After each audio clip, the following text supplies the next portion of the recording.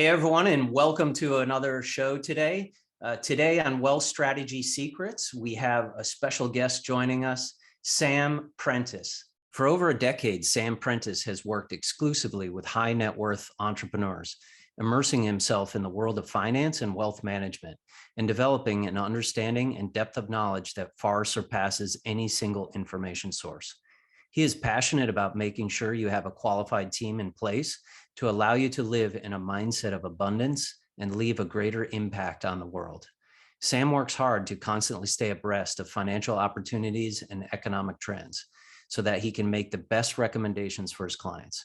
Sam's goal is to join his team and provide high-level coordination and feedback while working collaboratively and to create the lifestyle and legacy individuals desire. Sam, Hey, welcome to Dave. the show. Hey, thanks for having me, man.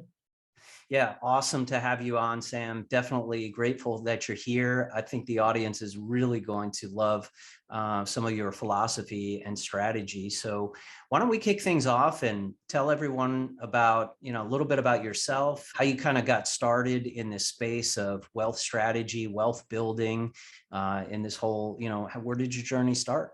That's a fun story. So I will tell you where it actually started back, whatever it is now. So it's been 13, 14 years, which is crazy to think. But it started off in health insurance. And I got into that because I was in college and I thought that what I needed to do to become more adept at life was to try things that put me outside of my comfort zone. So not a whole lot of people know this story, actually. So this is a fun one. And so I went to go interview at an insurance agency to make phone calls because I thought, well, what better place to learn how to get out of your comfort zone and be more extroverted rather than to go call people and sell them something they absolutely hate. And so I went in there and interviewed, and the guy said, "Oh man, you'd be perfect for this, but we really think you should be an insurance agent." And I just kind of laughed. I was like, nobody goes and be as an insurance agent. That's just a waste of time.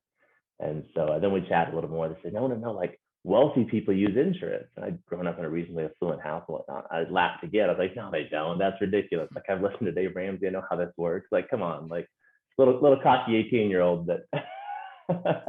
So then next thing you know, I was in the health insurance world. I'd kind of had some family health problems. I liked that. That was right before ACA passed.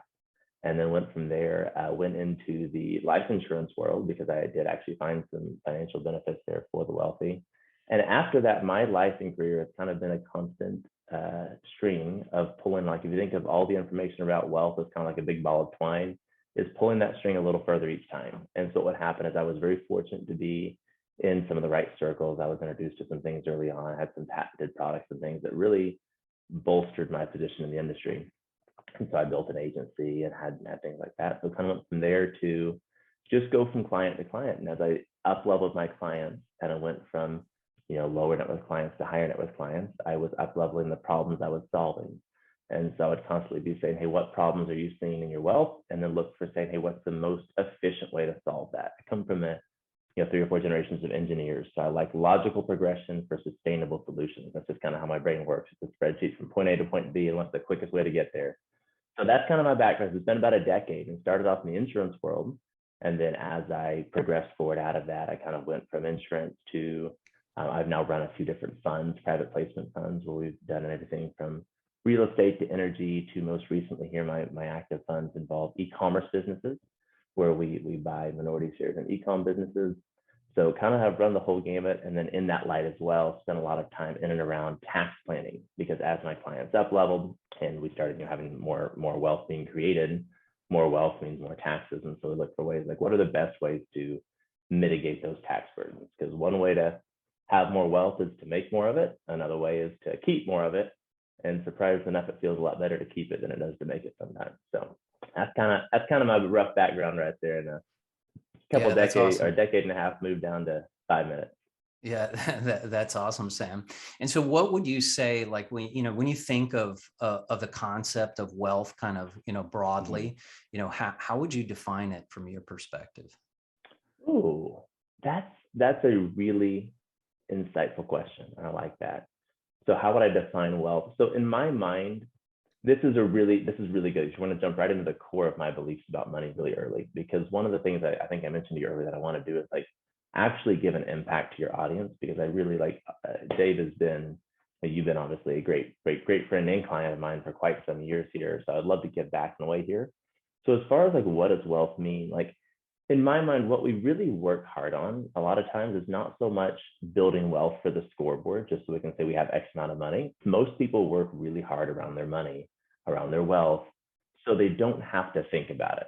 So in my mind, money is simply just a tool to be able to allow you to have freedom. Money is a trade we make for freedom, and it just is the way our world works. And so if that were to change, if freedom were to be bought with anything other than money, whether that's cash, US dollars, crypto, whatever, in the way we buy freedom, we would probably be focusing on that. So in my mind, money is really just a tool for freedom. And so when I look at my wealth plan, a lot of that is built around how do I sustainably put practices in place to allow me to maintain my freedom in the largest variety of situations that may come down the path. Because we're never going to have anything that is completely devoid of risk.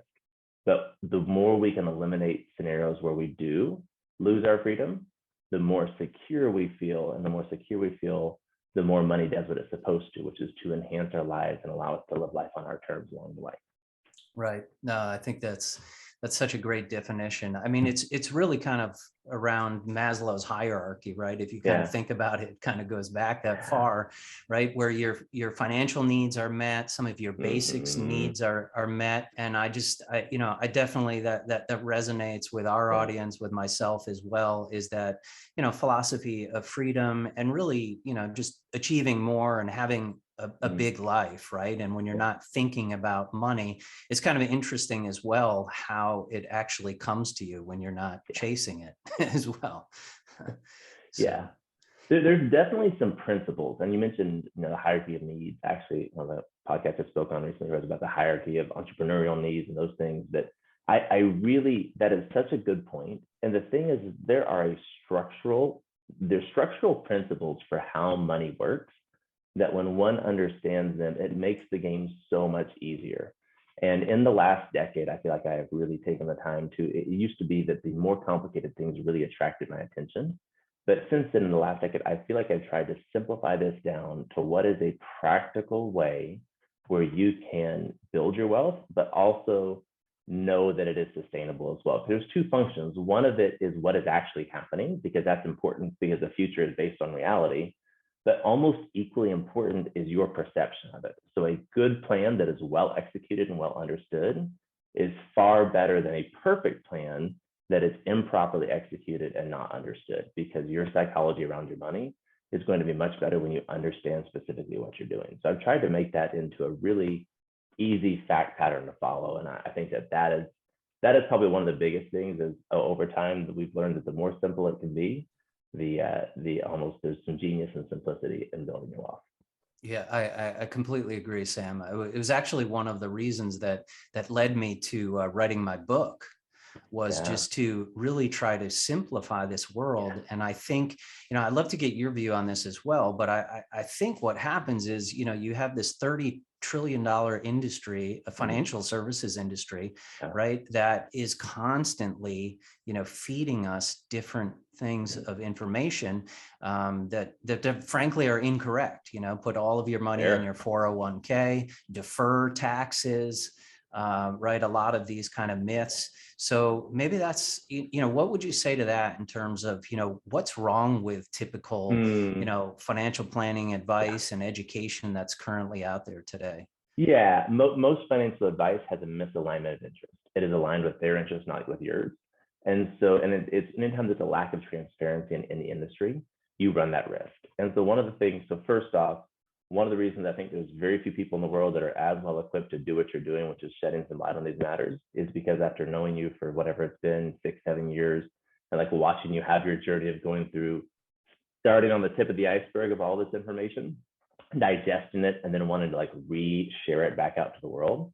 What's great is when you've gone through that journey yourself and you've been behind the curtain and then on the other side, you are able to demonstrate that and clarify that for others in such a cool way. So I really love what you're doing. And I think that you're actually very, very well equipped for that, which is great. I don't say that to a lot of people because there's a lot of people who just have podcasts because podcasts are fun. Yeah, no, I appreciate that, Sam. And full Yeah. disclosure, so I have been on this journey with Sam, and have been a client with his for, almost a decade now. So a lot of the things I have learned come from Sam, and very grateful for that, and definitely, appreciate those insights. Well, we've been on that journey together, I'll say. But that being said, some of the problems, like I said, are with the industry's misalignment and interest. So for today, I mentioned this to you maybe a couple months ago, is I'm not in a huge client acquisition mode. I am here to be transparent. So there is no wrong question you can ask me. So if you're like, hey, this is a question I think people would like to know, my background and experience is very, very broad. So everything from fund setup to tax strategy to how accountants work, to how insurance agents work, to how the financial planning industry works, to how the 401k and IRA, even on the self-directed side works.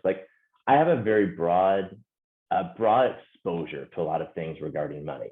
Now, I may not set all those things up at an elemental level, but I definitely am aware of them. And knowing that and having that awareness really helps cut through some of the fat and say, well, why are there so many problems with what's going on? And an example would be, is like you talked about the 401k industry. 401k industry is driven by people who want to manage money. People who want to manage money, what they want is they want to have a 30-year time frame or long time frame to be able to get your money in the door, have it underneath their control. So while it's underneath their control, it can make them money and ostensibly make you some money as well.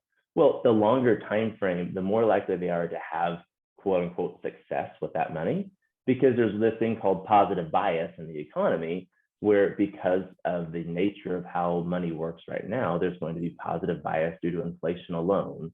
And that, if you have a long enough time frame, is going to right and cover any and all wrongs along the way. So they say, well, you just give us the money.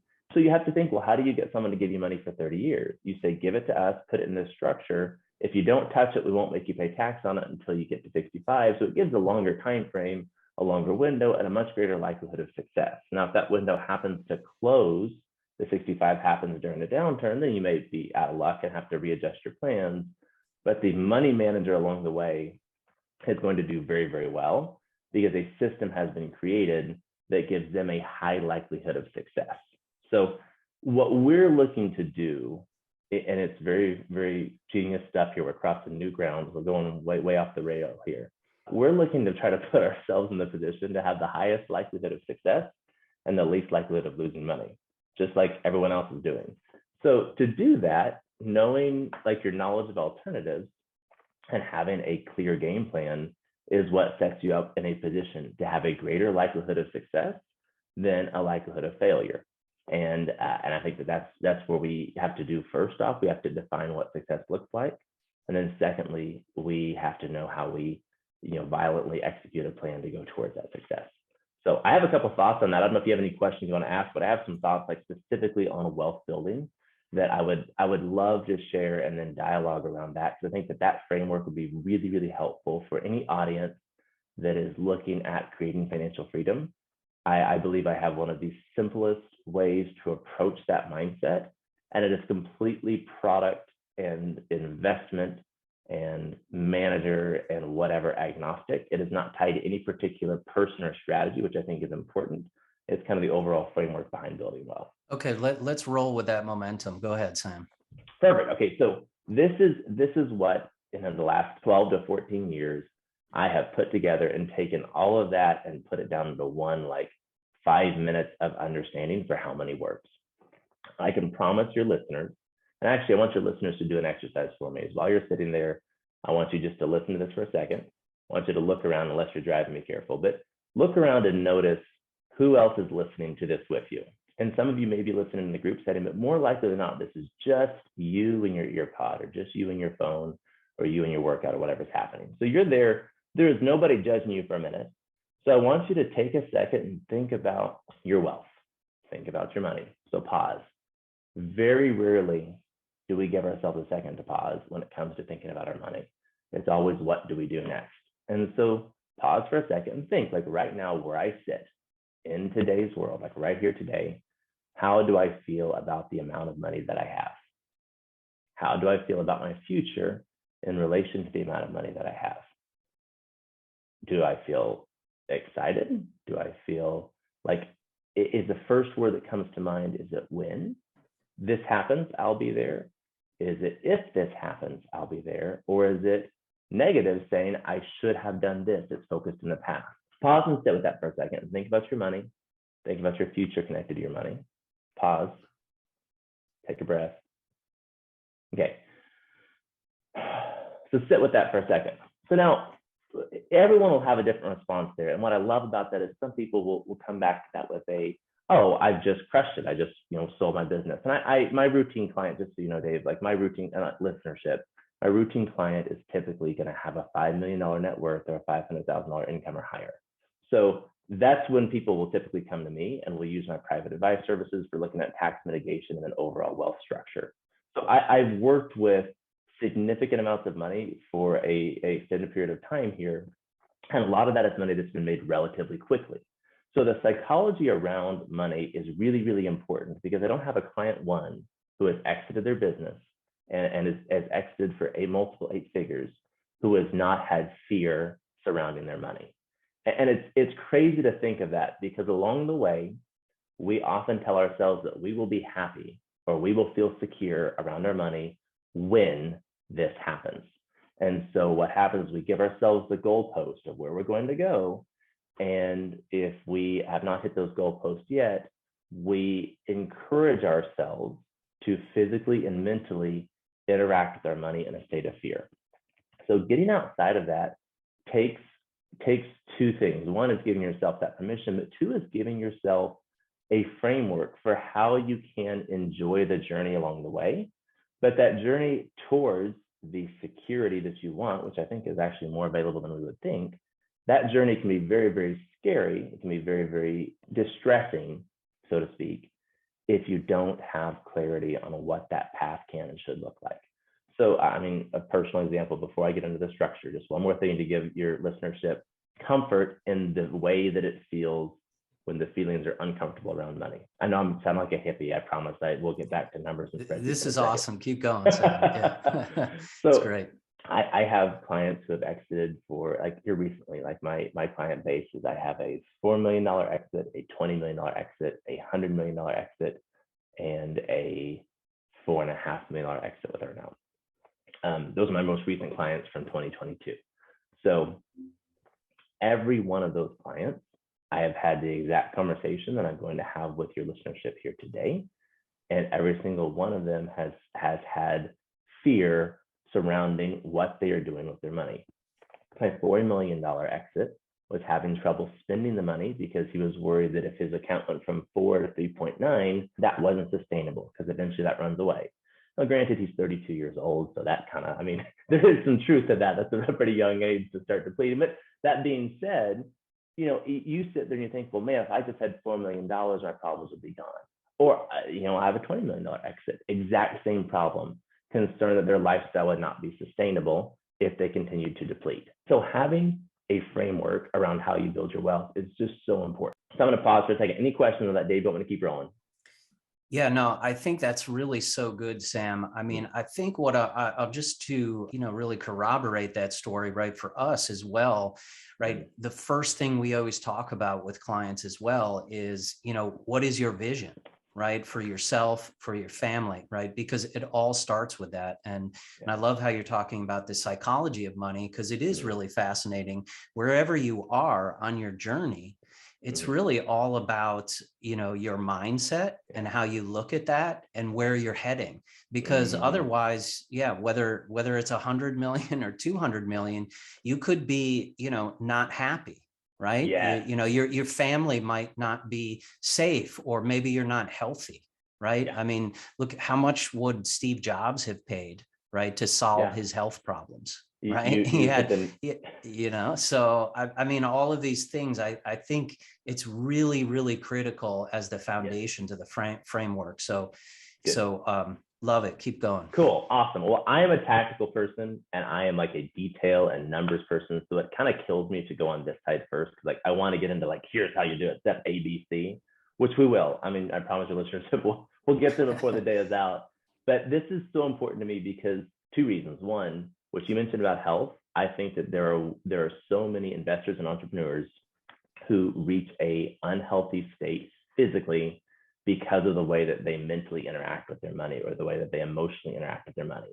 I know we've witnessed that in our own lives. When we go through periods of more stress, it brings on more health problems, and we sometimes will let our brain run constant loops because we don't have the right framework around money.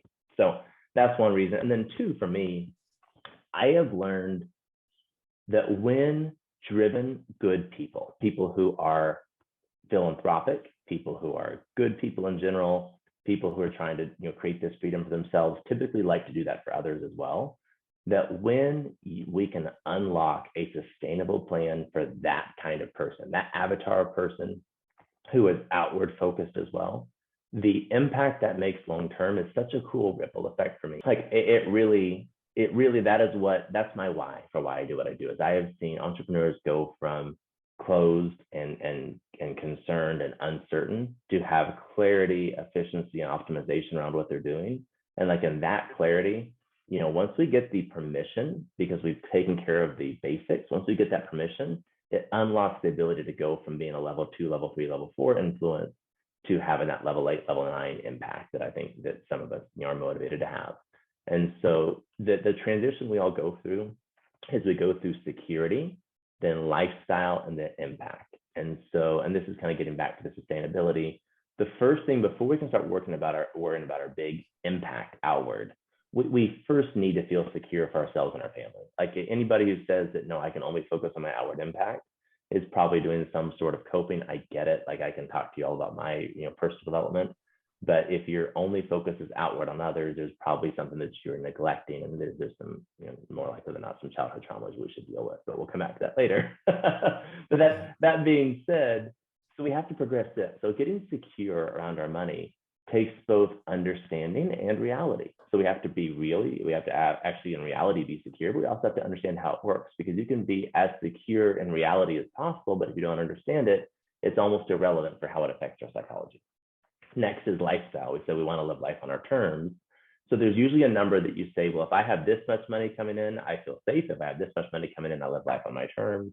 And then once you've hit that goal, it's kind of like we hit that level and we plateau there. Well, after that, then every dollar that comes in above what we need to live life completely on our terms is then used for impact, whether that's impact in a small circle around you, friends and family, whether that's impact in a larger circle, kind of like what you've done, if I want to impact a larger circle with an audience, or whether that's impacting even larger past that with like things that are multi-generational. Those are all things that we can talk about, but I think that's the progression we go through as investors and entrepreneurs is security, lifestyle, and then impact. And so my goal is to say, like, how quickly can we move people into that third quadrant by creating the things that are necessary to give you security and confidence in quadrant 1 and 2. So, any thoughts on that? Any feedback? Good. No, I know I monologue a lot, great. so I always pause. Sam, I think that's, I think it's really prescriptive. I think it talks through kind of I like the framework and the approach, right? Because that provides flexibility for people wherever they are, right, in their stages to be able to apply that framework, and make it unique to them, and then be able to actually implement it, take action and start to implement. Gotcha. Perfect. Okay, so that's good. So I was going to give them homework. I wanted to make sure I had your buy-in before I did. So audience, with your homework is take a second. There's those 3 numbers. You only need to know 2 of them. Know number 1 and know number 2, your security number and your lifestyle number. Think about that for a second. Pause and think, how much money do I need? Like for me to feel like I'm not going to go broke tomorrow, if X amount of money, if there was a magic fairy in the sky, or again, whatever, there's someone who's going to guarantee, which there's no guarantees in life, but if there was a guarantee that was going to guarantee X amount of money, what would you need to feel secure? And don't like give me some buy a Lamborghini every month kind of number, but there's like a real number you look at. If you live in the Midwest, your number probably shouldn't be more than like $150,000. If you live on the coast, maybe $250,000, but that's usually a security number that most people would look at and say, well, if I had this, I'm not going to be poor. I may not be able to travel every week. I may not be able to take my friends and family. I may not be able to live in the multi-million-dollar house, but I am going to live comfortably if I have this amount of money coming in securely. Know that number. Know the number that says, okay, if I want to live life on my terms and not have to think about money, because there's a number of which you think about money, but you're secure. There's a number in which you don't think about money and you live life completely on your terms. Think of those two numbers, and I'm okay with those numbers being, pretty far spread apart, but have those two numbers and know them, because without knowing the end goal in mind, it's very difficult to feel confident with the steps you're taking. It's also difficult to enjoy the journey and give yourself the ability to relax along the way without knowing what your end goal is and seeing progress towards it. Because it's very easy to get demotivated when you feel like you're not making progress towards your end goal, especially if your end goal, you're boxing with a phantom because you've never really given yourself the permission to set that. So know what those two numbers look like. What does security look like? What does lifestyle look like? Like I said, probably for most people who are in the Midwest or non like super expensive cities to live in, maybe 150 and 350 is probably like a normal number a lot of people think of when those go together. What you can then do is you can then take that number, which I'm going to get into how we sustainably get there, but you can take that number and divide it by like 6 to 8% if we're using real estate as your primary cash flow, and give yourself a pretty good idea of what amount of money you need to be able to make that happen. And for some people, that number is daunting, but for some people, that's really encouraging. It says, oh, if we have a sustainable way to make sure our lifestyle can be maintained, if we need $150,000 a year to feel secure and we have $4 million in the bank, we can start to let ourselves feel that way. It's just a good litmus test to know which direction you are or not heading in relation to what you want to have. So I highly recommend that. We'll get into like where those numbers come from. But homework number one is think about what is your number of annual cash flow at which you feel secure. What is your number of annual cash flow at which you live life on your terms and do not think about money and worry about what you spend money on. Okay, piece number one there. Now, when it comes to building out sustainable wealth, and this is, like I said, this is a decade condensed down to like 5 minutes, maybe 7 minutes, who knows, I get long-winded sometimes, but this is trying to make it be really, really practical. And the reason this works, and the reason this works consistently, is because everybody who has built wealth sustainably has used this form or used this structure in some form or fashion.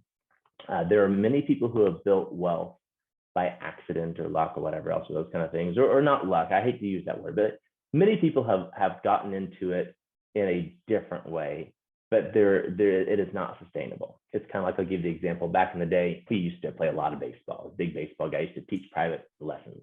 I loved the mechanics of a baseball swing because it's such a unique thing to be able to take a round bat and hit a round ball and drive it a few hundred feet.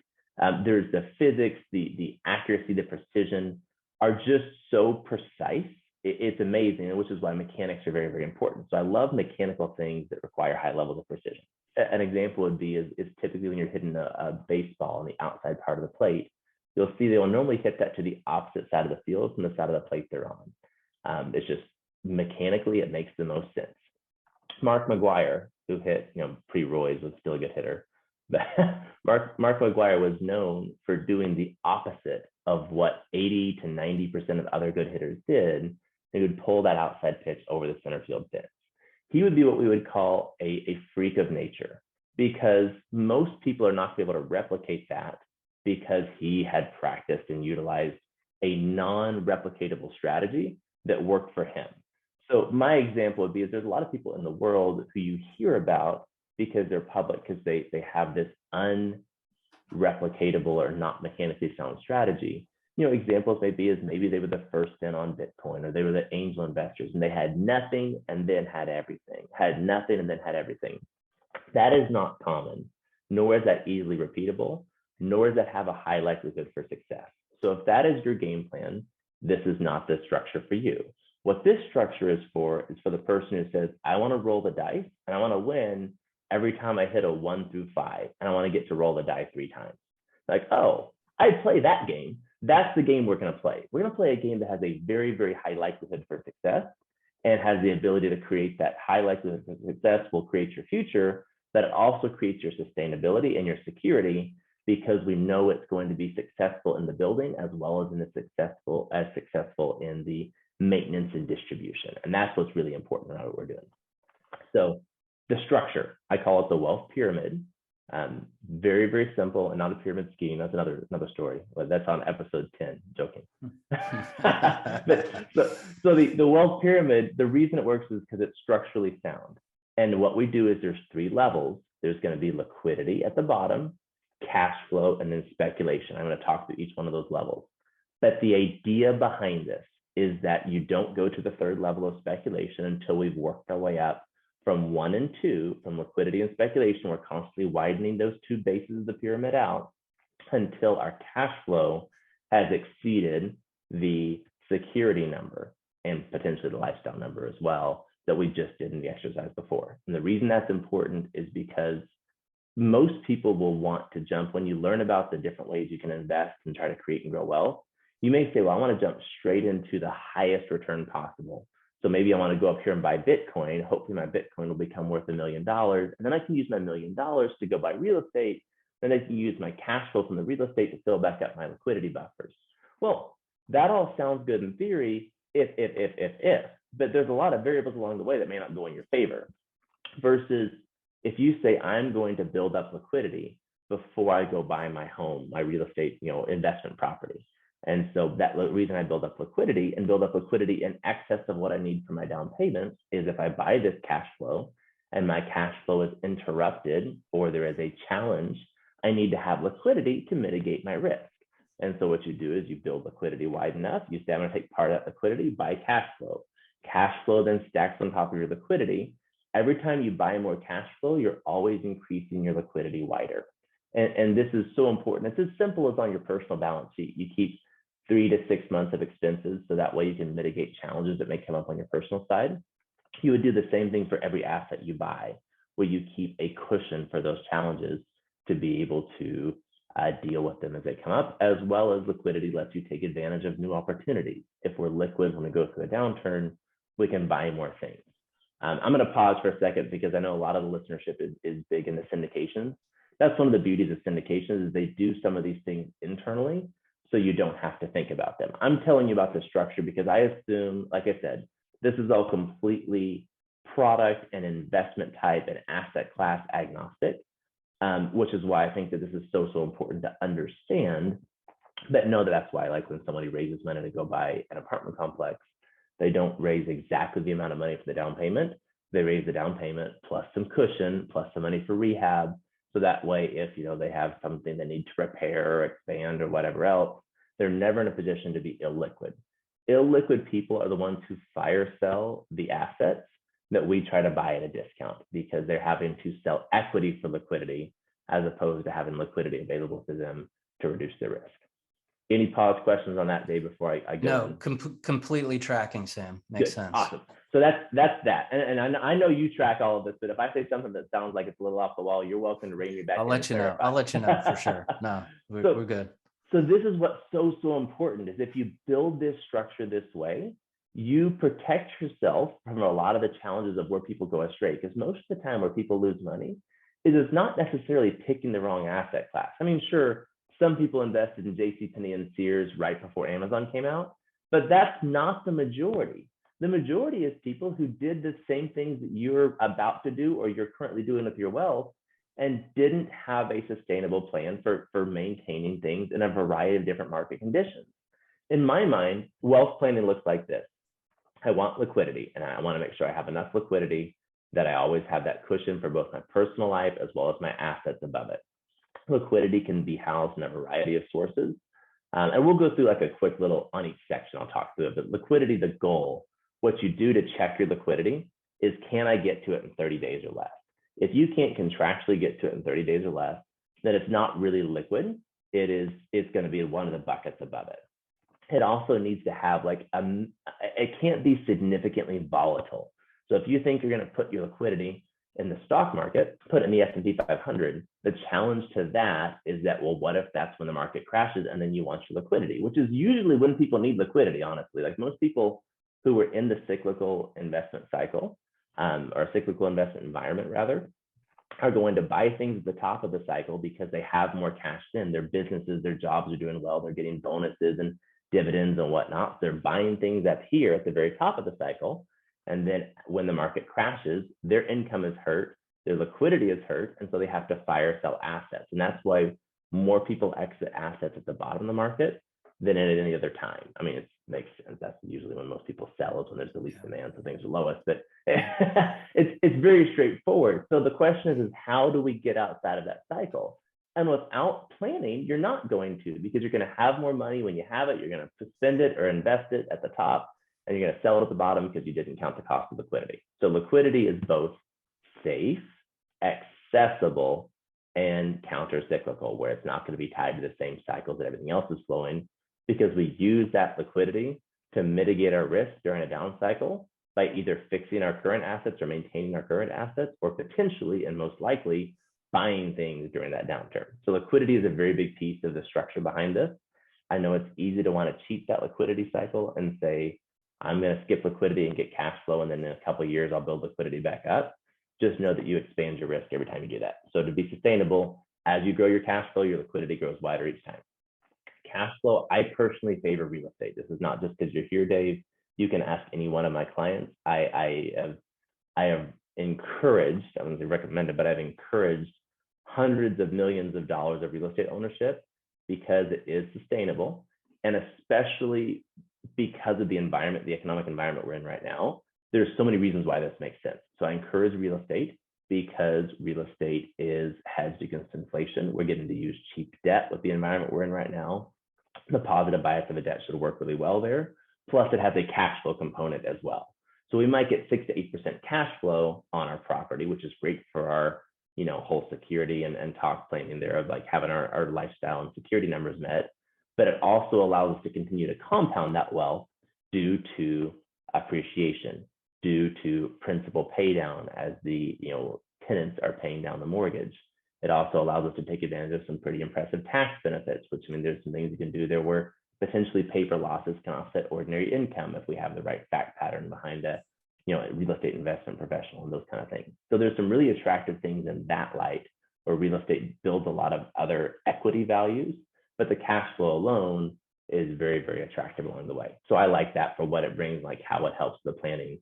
It's also, one other note I would make is it has counter-cyclical components when you are not forced to sell at a bad time. Let me explain that, because that was like a lot of stupid big words and not useful to the average person. I criticize myself as I say those things. No, like, come on, use real words. You're good.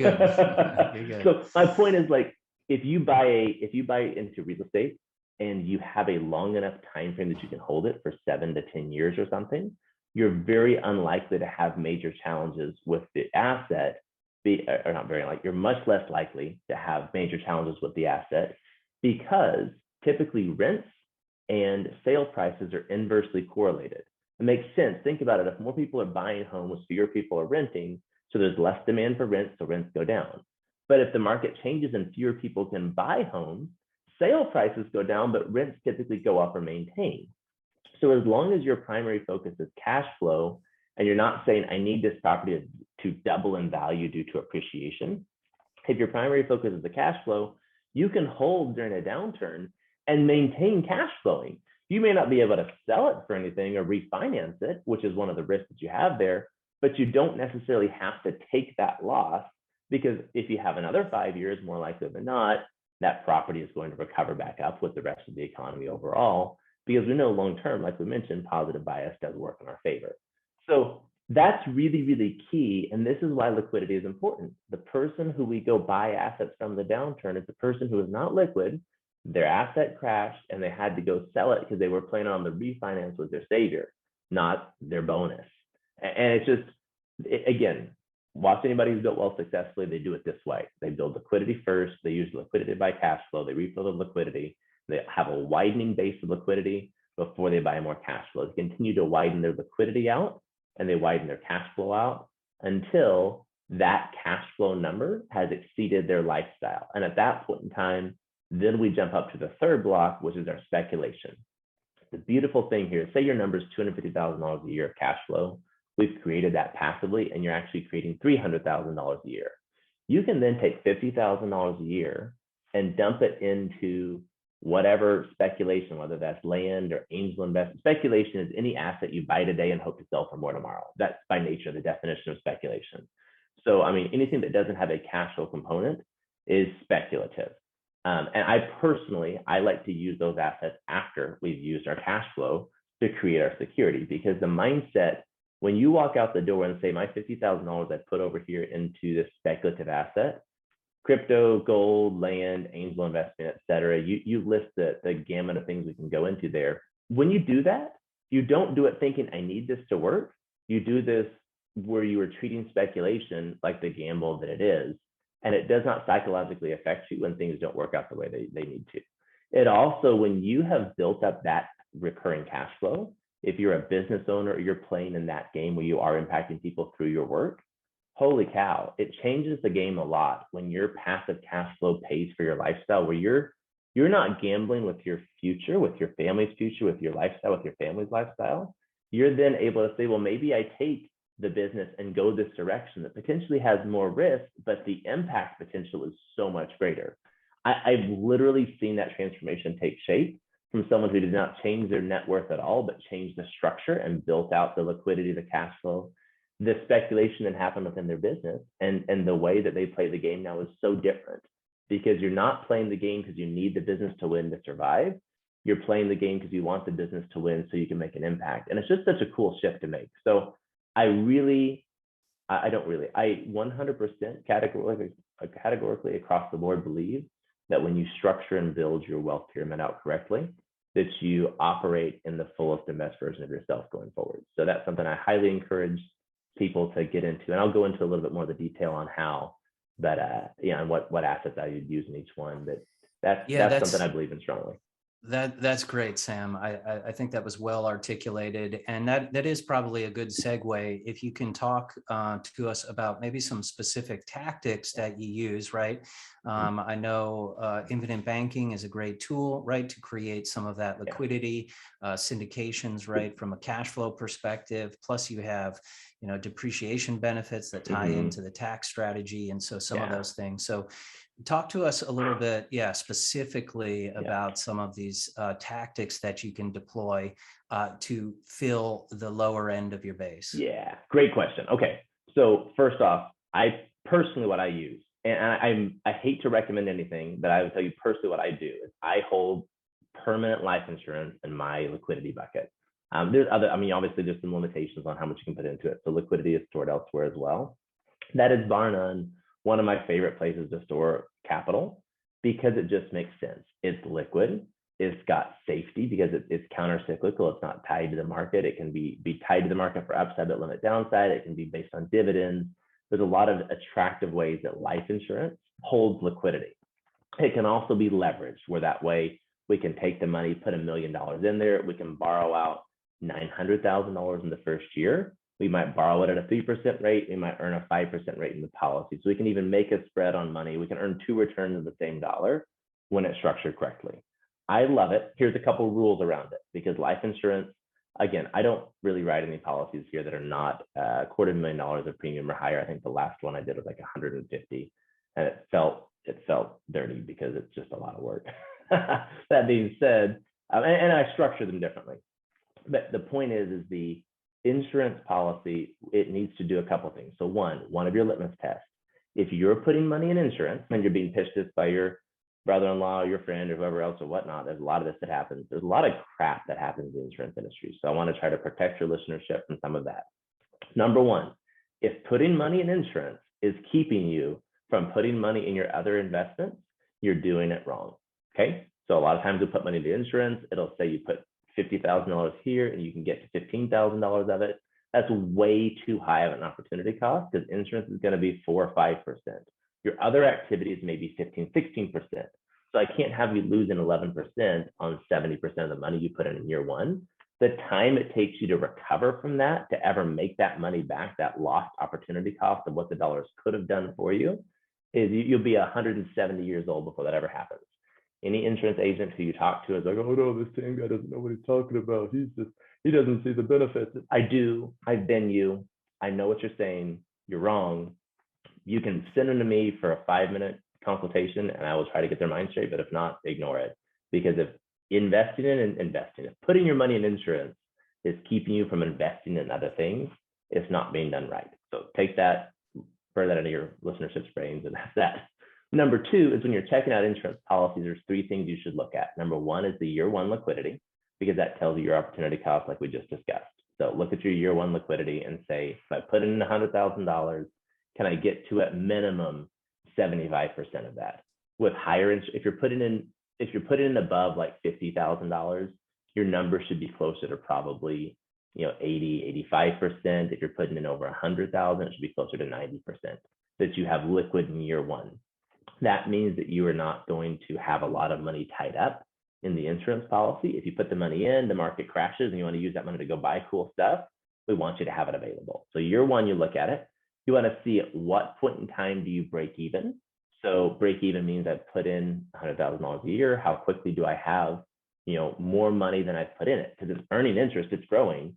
So I want to see how quickly does that happen? Because that's one of the ways we mitigate risk, is when our asset value is greater, our liquidation value is greater than what we put into it. That means we never have to, sell or eliminate or surrender the policy at a loss. So looking at your break-even time is the thing you should check. Point number 2, which break-even again, when you have more money in the policy than you have contributed to it. And then the third thing I would check is what's like your year 10 and your year 20, what's your IRR, your internal rate of return is in relation to the gross rate of return. So it's real simple. If they say the gross rate of return is 6% or 7 or 5 or 2, whatever your number is your gross rate of return.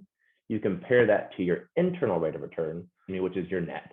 Comparing those two things together is really helpful because the gross to net tells you what your expense ratio was inside of it. So if your gross return is 6% and your net return is 5%, that means 1% was lost to expenses along the way from over a 10, 20-year period, which is like a 16% expense ratio. In insurance, there are going to be expenses, but you want to make sure that they are tied and reasonable. So I just look at those 3 things. If you look at number 1, what your year 1 cash value is. Number 2, in comparison to your premium. Number 2, when you break even. And number 3, compare year 20's IRR to the gross illustrated rate of return. Compare those two and make sure the expense ratio of gross to net is no more than like 25% on the high side. With larger policies, it should be down in probably like the 10% range or less at that point in time. So those are 3 really good tools to just like, if you're in the process of considering it, you can use those as like metrics to make sure that your people are doing it right. And that's really helpful and to use on that front. And then you just use it, and it's really simple. Like if once you go over $100,000, $200,000 of cash value, you can actually get banks to come in and provide leverage. It's even cheaper than once you get to the carrier. There's all sorts of tools as you continue to up-level your wealth. There are all sorts of tools to better utilize that, but that's a really, really good place to store liquidity and a great starting spot to work with. If anybody is saying, I have $15,000, $20,000 to my name and I'm not sure where to put it, that's a great starting spot to work with in building, maybe not that small amount of money, but you get the idea. Like if you're looking at your first thing to do, that's a really good foundational building block because it makes sure your wealth is going to continue to grow for the rest of your life. It's going to keep growing, but it has very little opportunity cost. So as better opportunities, because there ostensibly will be better opportunities throughout your life than 6%, as those opportunities come up, you can leverage your policy, go buy the other cash flow. The cash flow can then go repay the policy. You can fill your liquidity back up and repeat this bucket over and over again. Yeah, so liquidity, I like cash flow banking or life insurance policies. Of course, just your high yield savings account. And then maybe some short-term debt things that have like, if you alternate notes to have like a shorter than a year time frame of those roll through those things as well. No, and Sam has been helping me out with this for a number of years, and this has tremendously helped my liquidity in the bottom of my triangle for all the things, for different opportunities, getting into different real estate opportunities, leveraging it for buying a business. And that's why we actually added that to our portfolio of solutions, right? So we can help clients do the same and realize those benefits. Tell us, Sam, in conjunction with, say, a real estate syndication or some type of syndication type investment, like how powerful you can amplify your returns really by using the policy, right, in conjunction with one of those investments. No, I mean, this is exactly what I do with my money all the time. Is I own very little personal real estate. I do a lot of it through syndication, and it's very straightforward. What I do is I have the money. Like for example, during COVID, I bought real estate and bought oil and gas stuff because I live in Oklahoma, and so it is what it is. so I took the policy I have here. I pulled out a decent chunk of money, and I went and bought. Oh, yeah, this is not stock advice, but there's an oil pipeline stock that's based in Tulsa, Oklahoma, like an hour and a half northeast of me. And so I bought some of that because it's historically at a 6% dividend. When it crashes, like when oil crashes, it crashes at the same time. And so it's just easy to go pick it up and buy the dividend at a very big discount. When in reality, as long as we continue to have oil flow through the pipeline, the price of oil is somewhat irrelevant. That being said, bought it up. I knew COVID was going to interrupt our consumption, but I didn't think that it was going to be like a long-term permanent thing. So I was willing to hold it for 5-6 years and wait for that to recover. Well, I go buy it here at $20 a share. It recovers back up to $50 a share. I sell 30-40% of it, pull my original principal back out, pay my policy back off. But like that time, remember I had the policy, I pull the money out, I pay 3% to use the money. This was right before March, or during March. I still had it allocated from the March to March bucket. Like from March to March of 2020 to 2021, the policy itself actually credited 25%. Like I literally have a credit on money that I had loaned to myself at 3%. I made a 22% spread on my money. Now, granted, I waited as much as I could. Like when March of 2020 happened, I waited as much as I possibly could into it because I thought this was like a freebie to be able to have upside without downside. So with that being said, there was a pretty significant spread that was made there inside the policy. I paid 3% to use the money outside the policy. I was able to double that, put it back in, pay off the loan, and then have these holdings continue on here that are still paying me a dividend. So I was able to kind of just like use those moving back and forth to add to my cash flow because I felt there was a period of significantly more value. I was liquid over here in the policy, loan, buy at a discount, as it recovers, refinance, or in this case, sell, put money back over in the policy. Real estate did similar things. Now I haven't gotten to go full cycle and refinance the real estate yet, but I did buy a couple things during that time when everything was all compressed and there was all this fear. I just took money. I literally took a loan out of the policy. The loan rate was, what that size of money was actually at 2.5%. So it's a true 2.5% loan. So, pulling $400,000 out is $10,000 for the year to get to use that. So it's a very inexpensive money. I now have access to $400,000. It's still earning in the policy. So say it averages 6 or 7%. I'm still making $30,000 off to the side. I'm paying 10 to use it. So I'm making a spread during this time if the market's going up or if the dividend's still there. And I'm taking that $400,000 and I'm buying things that I think have a value. The goal is buy cash flow. I'm going to hopefully buy 6 or 8% cash flow. I'm going to have $30,000 a year of cash flow coming in over here too. So I have cash flow from the policy. I have cash flow from here. I'm paying $10,000 for the loan. And then my hope is that $400,000 buy in 3 to 4 years may be able to refinance and pull that $400,000 back out and maintain the same cash flow. And then I get to go repeat this process again and again. Yeah. And that's how we can accelerate faster than just saving $100,000 a year and buying real estate. We can accelerate that because not only are you working for the money you put into your future, your money is doing that as well. So you create the cash flow. And if you don't need the cash flow to live right now, that cash flow can buy more assets.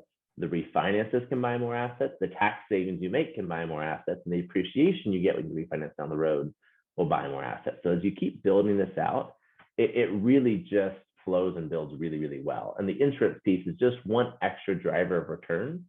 But back to go into, I went into all technical mode here, but back to go into hippie mode, where we're talking about how we feel about money. This is really, really important because when you don't have a place to put your money and it sits in a bank account earning 0%, who in your listenership, pause again, remember, nobody's listening, nobody's looking at you, judging you, saying, you let money sit idle?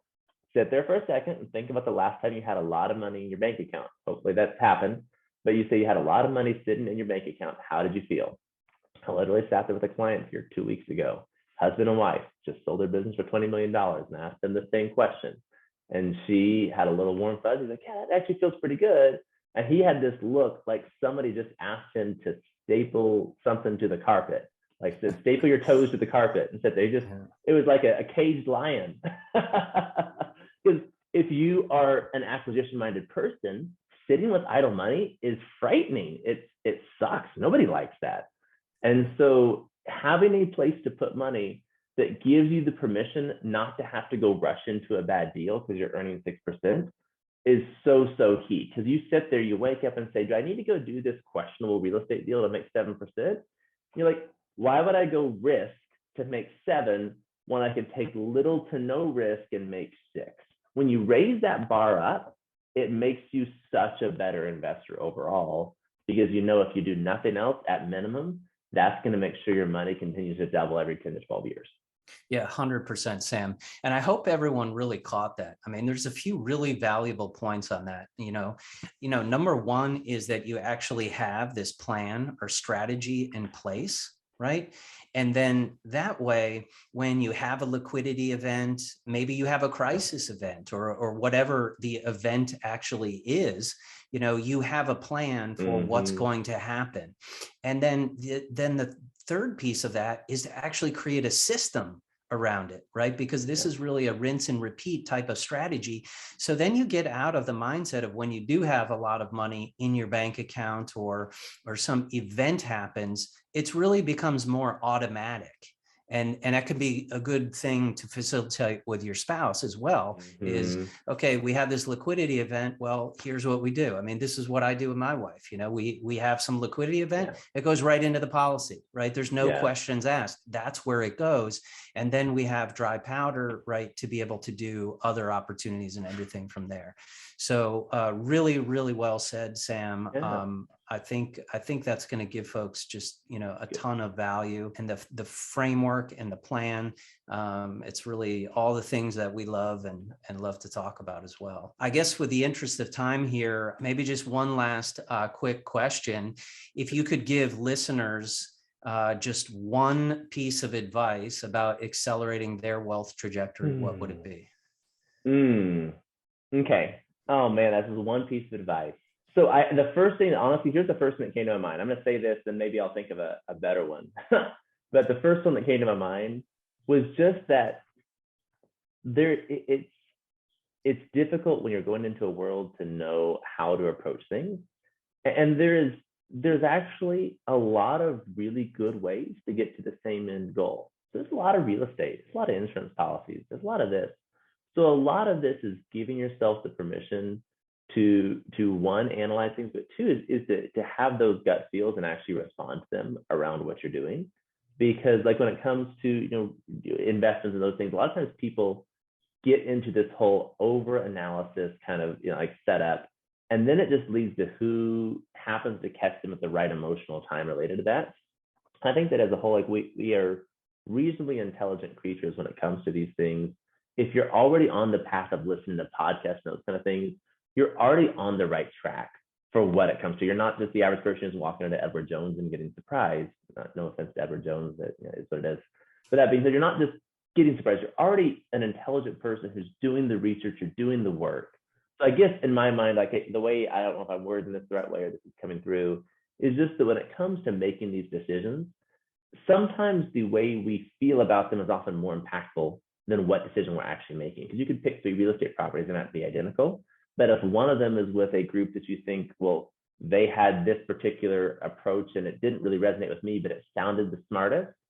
If you're sitting there for the next 4 years wondering if that is going to work, it's not near as helpful to you as if you pick things that fit squarely in alignment with what you think makes sense going forward. So always look to expand your scope so you can better understand things and not be closed off to opportunity. But on the flip side of things, you can also be willing to give yourself permission to do what works. And I'm going to say this one more time because I know that was a loopy way to get there, but Dave, I see this over and over again. And this is where I have like a lot of both compassion and motivation to say this, is people are always chasing the next better thing. And if you don't give yourself permission to execute well the good thing, you will never catch up for the lost time you made while you keep trying to chase better and better and better and better and better. Because a lot of times the things that sound better lead people the wrong direction. The things that work, if you will live in and focus there, and this is coming from someone, I don't really have a dog in this race. This is just me wanting you to succeed, because I haven't pitched a product, I haven't pitched anything. I have nothing I want from this aside than to see entrepreneurs and investors succeed. If you will live in that world of finding great places to throw liquidity, finding good places to grow cash flow, and you will do that until you hit that goal piece, and you will promise yourself that you're going to enjoy the journey along the way to the goal, you're going to live a really awesome life. You're going to enjoy yourself. And I think that more opportunities and things will find you following that structure than the person who's wondering, well, could I have gotten 8% instead of 7 or 9% instead of 8 or those kind of things. So my point would be is realize that you are both intelligent and capable as a listenership, and that a good plan well executed is much better than a perfect plan that we acquire in a decade and have a decade of lost time to make up for it. Excellent. Excellent. Really sage advice, Sam. Really like that. And I think that, feeling and experience, right, about money is so important. And that's kind of why we started off with that, right, with what is your concept, right, overall of wealth, because it is kind of, what your vision is, how you experiencing it for yourself. And one of the things I've noticed along my journey, which is really powerful, is once you get more crystal clear on your vision and kind of, what that is, and then how you can start to instantiate that, you'll actually start realizing results before you're even at, the numbers and the goals and the targets you kind of set for yourself, because it's all about shifting your mindset. Yeah.